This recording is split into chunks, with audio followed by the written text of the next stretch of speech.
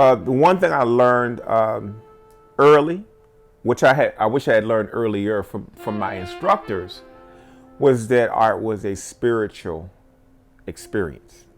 Because through school, I was always taught art was something you can do or not do, you can harness or not harness. But I began to realize that it was a spiritual component in me.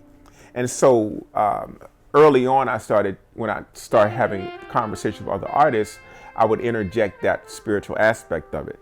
Because I think if I came through and somebody told me, hey, art is a spiritual expression, it's part of an innate part of your being, I would probably be in a different place than I'm actually in now. So I speak on that all the time. I mentor artists of every level, from professionals on down. And I often talk about the spiritual component, because another thing people don't realize is that artists are more prone to depression because they're using right side of the brain. They're very isolated. They're XYZ. So because I know the characteristics of artists, I'm better able to talk to them about it. And it helps me stay in line too.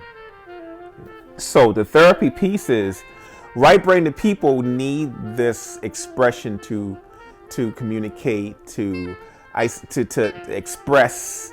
Left-brain people do it in a different way. I'm not saying one's better than the other, but it clearly is an introspective kind of a existence.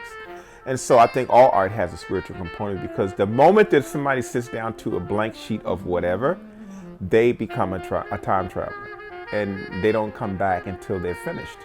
And your mind is disengaged, not thinking about all the things you're worried about. And all you gotta do is look at all of the programs with special students and people who have disabilities. And art is one of those things that kind of keep everybody kind of in line, because it has that therapeutic component to it. So it's a known fact, it's a scientific fact. But I had to learn it vicariously through being one, and noticing certain things happening with the peer group of people that I was running with.